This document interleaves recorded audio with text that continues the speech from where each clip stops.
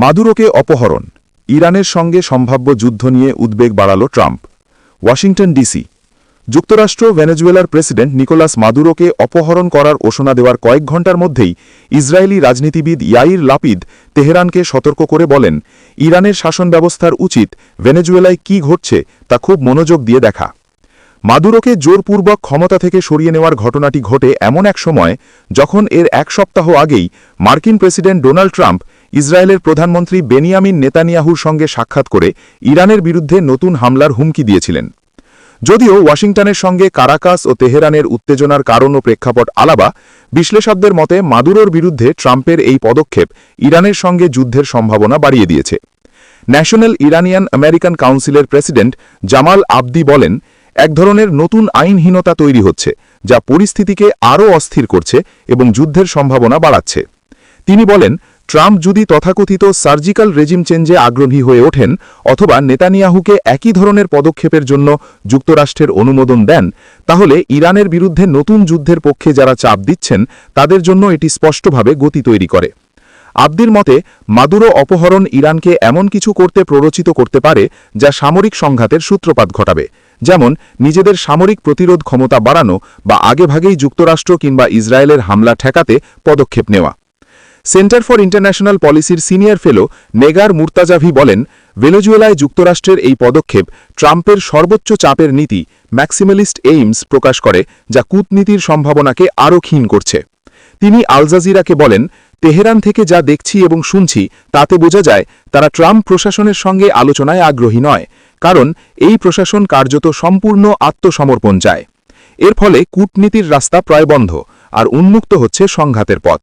বর্তমানে Israel, Iran ও যুক্তরাষ্ট্র তিন পক্ষই সম্ভাব্য সংঘাতের পথে এগোচ্ছে। আবদি বলেন, এই পদক্ষেপ যুক্তরাষ্ট্রের উদ্দেশ্য নিয়ে ইরানের সব সন্দেহ এবং আশঙ্কাকে আরও জোরালো করেছে এবং ইরানের ভেতরে যারা বলে যুক্তরাষ্ট্রের সঙ্গে আলোচনা অর্থহীন এবং পারমাণবিক প্রতিরোধ শক্তি জরুরি, তাদের যুক্তিকে শক্তিশালী করেছে। ইরান ভেনেজুয়েলা জোট। মাদুরোকে অপহরণ করে যুক্তরাষ্ট্রে নিয়ে আসার এই অভিযানের আগে কয়েক মাস ধরে ট্রাম্প ভেনেজুয়েলা সরকারের বিরুদ্ধে তীব্র ভাষায় আক্রমণ চালাচ্ছিলেন। মার্কিন অফিসাররা মাদুরোর বিরুদ্ধে মাদক চক্র পরিচালনার অভিযোগ আনেন। ট্রাম্প এবং তার সহযোগীরা ক্রমেই দাবি করছেন ভেনেজুয়েলার বিশাল তেল সম্পদের ওপর যুক্তরাষ্ট্রের অধিকার রয়েছে।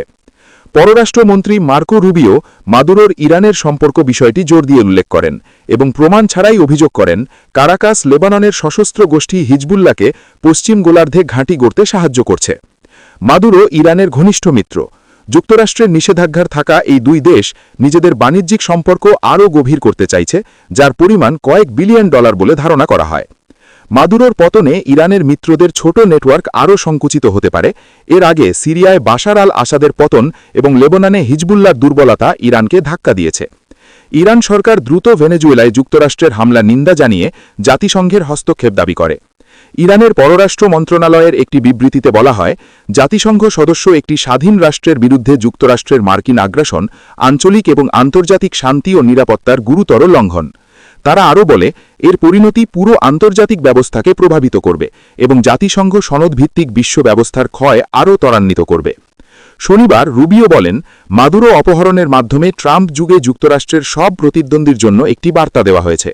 তিনি যখন বলেন কিছু করবেন তখন তিনি সত্যিই করেন, বলেন রুবিও।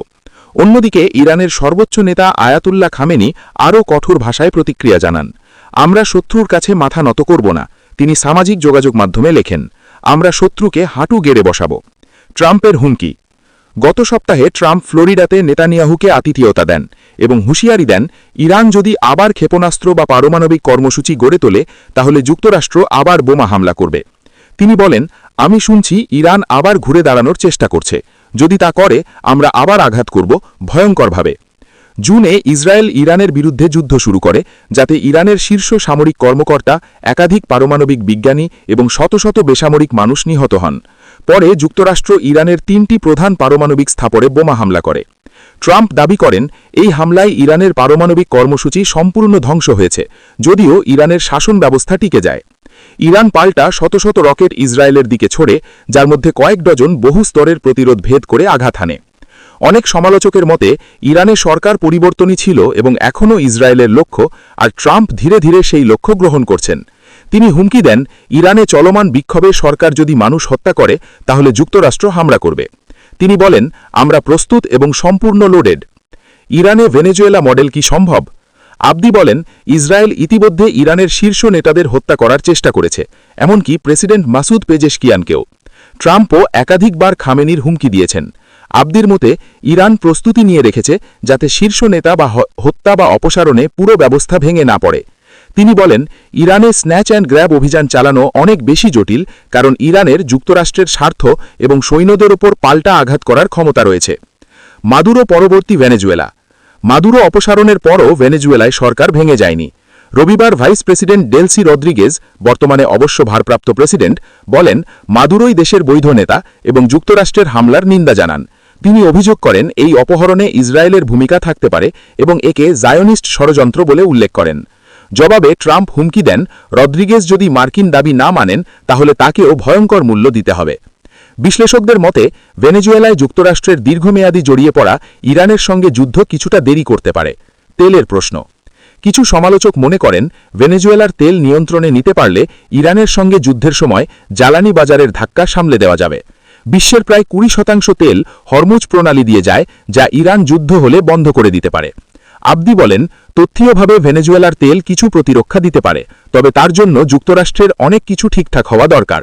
এখনই সেই সিদ্ধান্তে পৌঁছানো খুব তাড়াতাড়ি।